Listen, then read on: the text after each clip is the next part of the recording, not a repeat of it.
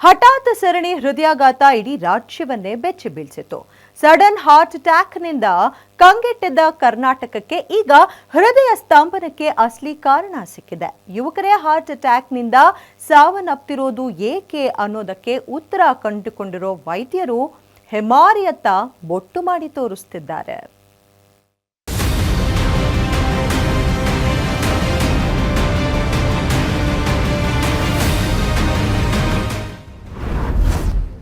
Sudden ಹೃದಯ ಸ್ತಂಭನ, ಮಾರಿ ಹೆಮ್ಮಾರಿ ಕರಿನೆರಳು.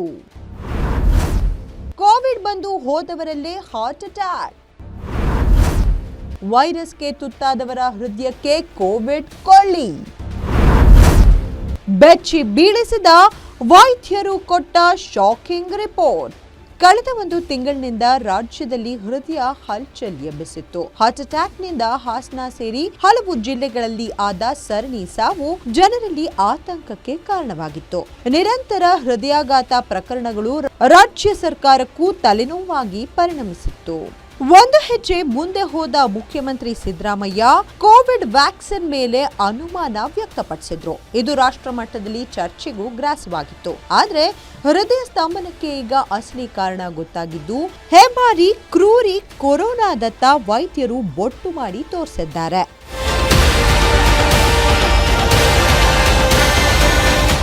ಇದೇ ವಿಚಾರವಾಗಿ ಮಾತನಾಡಿದ ಆರೋಗ್ಯ ಸಚಿವ ದಿನೇಶ್ ಗುಂಡೂರಾವ್ ಒಂದಷ್ಟು ಶಾಕಿಂಗ್ ಅಂಶಗಳನ್ನ ಬಿಚ್ಚಿಟ್ಟಿದ್ದಾರೆ. 251 ಜನರನ್ನ ತಾಂತ್ರಿಕ ಸಮಿತಿಯಿಂದ ಪರೀಕ್ಷೆ ನಡೆಸಲಾಗಿದೆ. ಅದರಲ್ಲಿ ಕೋವಿಡ್ಗೆ ತುತ್ತಾಗಿ ಗುಣಮುಖರಾದವರ ಜೀವನ ಶೈಲಿ ಬದಲಾಗಿದೆ. ಬೊಜ್ಜು, ಡಯಾಬಿಟಿಸ್ನಿಂದ ಬಳಲುತ್ತಿದ್ದು ಅಧಿಕ ರಕ್ತದ ಒತ್ತಡದಿಂದಲೂ ಬಳಲುತ್ತಿದ್ದಾರೆ. ಕೋವಿಡ್ ವೇಳೆ ವಿವಿಧ ರೀತಿಯ ಔಷಧಿಗಳು ತೆಗೆದುಕೊಂಡಿದ್ದು ದೇಹದ ಮೇಲೆ ವ್ಯತಿರಿಕ್ತ ಪರಿಣಾಮ ಬೀರಿದೆ ಅಂತ ದಿನೇಶ್ ಗುಂಡೂರಾವ್ ತಿಳಿಸಿದ್ರು. ಒಂದು ಅವ್ರು ಹೇಳ್ತಾ ಇರ್ತಕ್ಕಂಥದ್ದು, ಕೋವಿಡ್ ಬಂದ ನಂತರ ಕೋವಿಡ್ ಅಲ್ಲಿ ಯಾರ್ಯಾರಿಗೆ ಕೋವಿಡ್ ಆಗಿತ್ತು ಅವರಲ್ಲಿ ಸ್ವಲ್ಪ ಮಟ್ಟಿಗೆ ಹೆಚ್ಚು ಈ ಹೃದಯಾಘಾತಗಳು ಮತ್ತು ಈ ತರ ಒಂದು ಕಾಯಿಲೆಗಳು ಬರುವಂತದ್ದು ಹೆಚ್ಚಾಗಿರುವಂತದ್ದು ಕಂಡು ಬಂದಿದೆ. ಕೋವಿಡ್ ಲಸಿಕೆಯಿಂದ ಅಲ್ಲ, ಕೋವಿಡ್ ಇಂದ ಅದು ಆಗಿರುವಂತದ್ದು.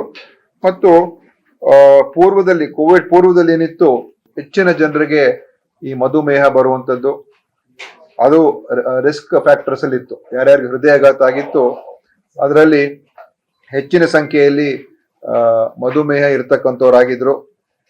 ಅದು ಸ್ವಲ್ಪ ಹೆಚ್ಚಾಗಿತ್ತು. ಹೃದಯಾಘಾತಕ್ಕೂ ಕೋವಿಡ್ ವ್ಯಾಕ್ಸಿನ್ ಸಂಬಂಧವೇ ಇಲ್ಲ.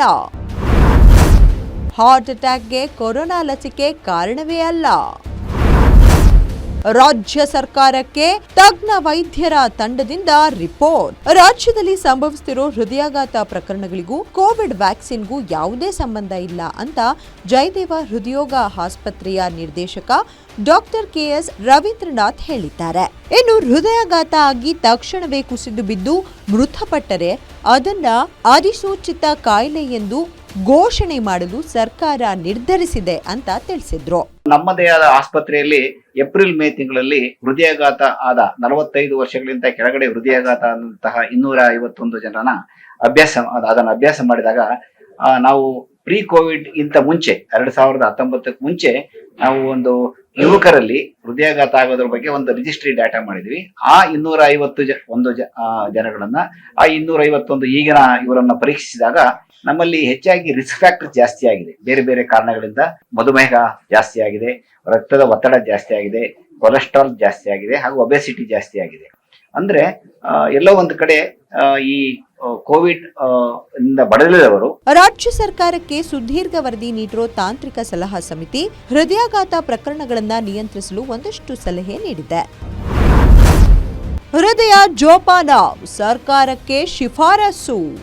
ಆಸ್ಪತ್ರೆ ಹೊರಗೆ ಸಾವನ್ನಪ್ಪಿದ್ರೆ ಮರಣೋತ್ತರ ಪರೀಕ್ಷೆ ಕಡ್ಡಾಯ. ಹೃದಯಾಘಾತ ಸಂಬಂಧ ಅರಿವು ಮೂಡಿಸಲು ಅಭಿಯಾನ. 15 ವರ್ಷದೊಳಗಿನ ಮಕ್ಕಳಿಗೆ ಹೃದಯ ತಪಾಸಣೆ ಕಡ್ಡಾಯ. ಪಠ್ಯ ಪುಸ್ತಕದಲ್ಲಿ ಹೃದಯಕ್ಕೆ ಸಂಬಂಧಪಟ್ಟ ಪಾಠ ಸೇರ್ಪಡೆ. ಸಿಪಿಆರ್ ಬಗ್ಗೆ ಸಾರ್ವಜನಿಕರಲ್ಲಿ ಅರಿವು ಮೂಡಿಸುವುದು. ತಾಲೂಕುಗಳಲ್ಲೂ ಪುನೀತ್ ಹೃದಯ ಜ್ಯೋತಿ ಯೋಜನೆ ವಿಸ್ತರಣೆ. ಎಇಡಿಯನ್ನ ಸಾರ್ವಜನಿಕ ಸ್ಥಳಗಳಲ್ಲಿ ಅಳವಡಿಸಲು ಕ್ರಮ. ಸರ್ಕಾರಿ ನೌಕರರಿಗೆ, ಗುತ್ತಿಗೆ ನೌಕರರಿಗೆ ವರ್ಷಕ್ಕೊಮ್ಮೆ ತಪಾಸಣೆ. ಖಾಸಗಿ ಕಂಪನಿಗಳಲ್ಲಿ ಪ್ರತಿ ವರ್ಷಕ್ಕೊಮ್ಮೆ ಸ್ಕ್ರೀನಿಂಗ್ ಕಡ್ಡಾಯ. ಗೃಹ ಆರೋಗ್ಯ ಯೋಜನೆಯಲ್ಲಿ ಹೃದಯ ತಪಾಸಣೆ ಸೇರಿಸಲು ಚಿಂತನೆ. ಒಟ್ಟಾರೆ ಮಳೆ ನಿಂತರೂ ಅದರ ಹನಿ ನಿಲ್ಲಿಲ್ಲ ಅನ್ನೋ ಹಾಗೆ ಕೋವಿಡ್ ಕ್ರೂರಿ ವೇಗ ಕಡಿಮೆ ಆದ್ರೂ ಅದರ ಕ್ರೌರ್ಯತೆ ಮಾತ್ರ ಇನ್ನೂ ಕಡಿಮೆ ಆಗಿಲ್ಲ. ಕೊರೋನಾ ವೈರಸ್ಗೆ ತುತ್ತಾದವರ ದೇಹದ ಮೇಲೆ ಕೋವಿಡ್ ವೈರಾಣು ತನ್ನ ಅಟ್ಟಹಾಸ ಮೆರೆಯುತ್ತಿದ್ದು ಜನರಲ್ಲಿ ಮತ್ತಷ್ಟು ಭೀತಿ ಹುಟ್ಟಿಸಿದೆ. ಹೀಗಾಗಿ ವೈರಸ್ಗೆ ತುತ್ತಾಗಿ ಗುಣಮುಖರಾದವರು ತಮ್ಮ ಜೀವನ ಶೈಲಿ ಬದಲಾಯಿಸಿಕೊಂಡ್ರೆ ಉತ್ತಮ ಅನ್ನೋದು ವೈದ್ಯರ ಅಭಿಪ್ರಾಯ. Charan Moodbidri, metro bureau, guarantee news, Bengaluru.